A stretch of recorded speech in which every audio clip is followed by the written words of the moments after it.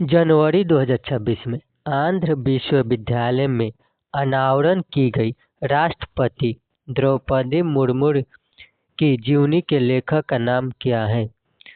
तो जनवरी 2026 में आंध्र विश्वविद्यालय में अनावरण की गई राष्ट्रपति द्रौपदी मुर्मू की जीवनी के लेखक का नाम है यार्लगड्डा लक्ष्मी प्रसाद। अगला सवाल, भारत के उपराष्ट्रपति द्वारा लॉन्च की गई पुस्तक sing dance and leadership lessons from the life of Srila Prabhupada के लेखक कौन है?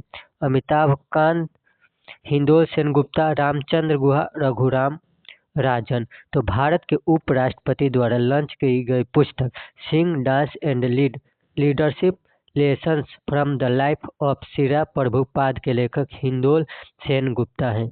अगला सवाल,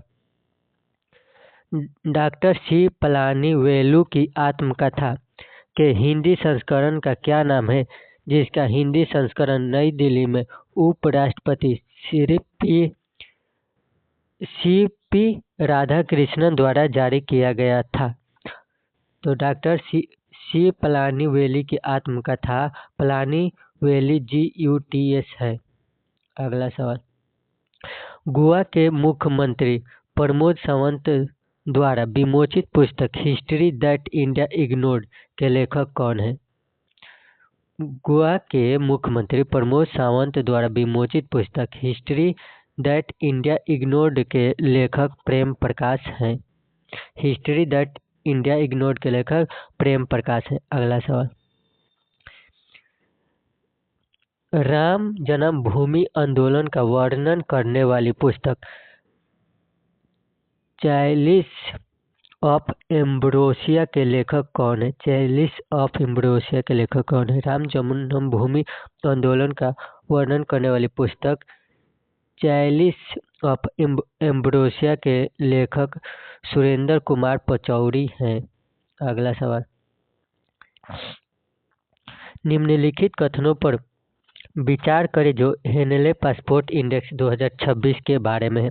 भारत के पासपोर्ट ने 2025 में 85वें स्थान से 2026 में 80वें स्थान पर अपनी रैंक में सुधार किया। दूसरा, सिंगापुर हेनले पासपोर्ट इंडेक्स 2026 में दुनिया के सबसे शक्तिशाली पासपोर्ट के रूप में शीर्ष पर रहा। हेनले पासपोर्ट इंडेक्स 2026 में चीन और जर्मनी संयुक्त रूप से दूसरा स्थान हासिल किया। तो हेनले पासपोर्ट इंडेक्स 2026 के बारे में भारत के पासपोर्ट ने 2025 में 25वें स्थान से 2026 में 80वें स्थान पर अपनी रैंक में सुधार किया, ये बात सही है। दूसरा, सिंगापुर हेनले पासपोर्ट इंडेक्स 2026 में दुनिया के सबसे शक्तिशाली पासपोर्ट के रूप में शीर्ष पर रहा, तो सिंगापुर शीर्ष पर रहा, ये भी सही है। लेकिन तीसरा, हेनले पासपोर्ट इंडेक्स 2026 में चीन और जर्मनी ने संयुक्त रूप से दूसरा स्थान हासिल किया, ये बात गलत है। तो केवल 1 और 2 सही है। अगला सवाल,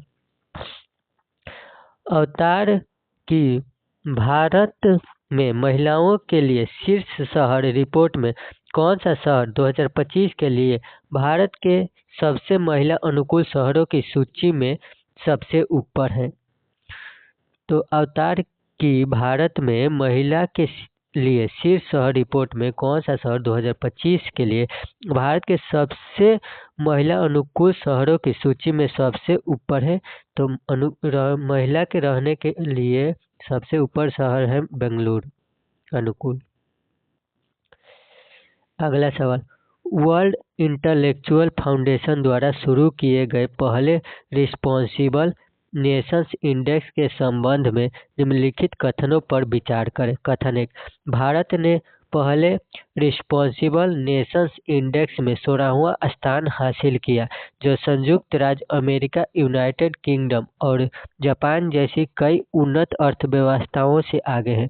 स्विट्जरलैंड ने रैंकिंग में शीर्ष स्थान हासिल किया, जिसके बाद सिंगापुर और डेनमार्क का स्थान रहा। ऊपर दिए गए कथनों में कौन सा सही है?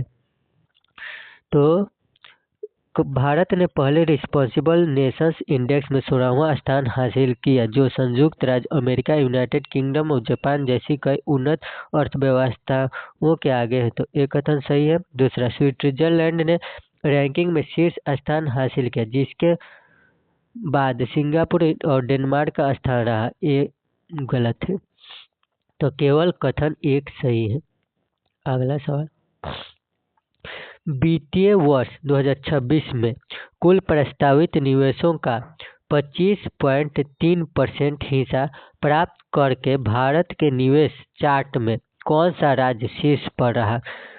तो वित्तीय वर्ष 2026 में कुल प्रस्तावित निवेशों का 25.3% हिस्सा प्राप्त करके भारत के निवेश चार्ट में आंध्र प्रदेश शीर्ष पर रहा।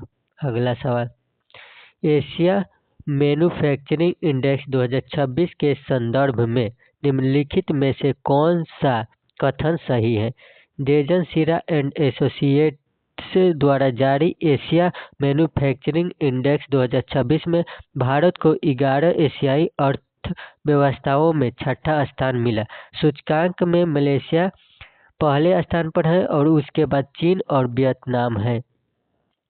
तो एशिया मैन्युफैक्चरिंग इंडेक्स 2026 के संदर्भ में कौन सा कथन सही है? डेजन सीरा एंड एसोसिएट्स द्वारा जारी मैन्युफैक्चरिंग इंडेक्स 2026 में भारत छठे स्थान पर है, ये सही है। और दूसरा, सूचकांक में मलेशिया पहले स्थान पर है, उसके बाद चीन और वियतनाम है, ये गलत है।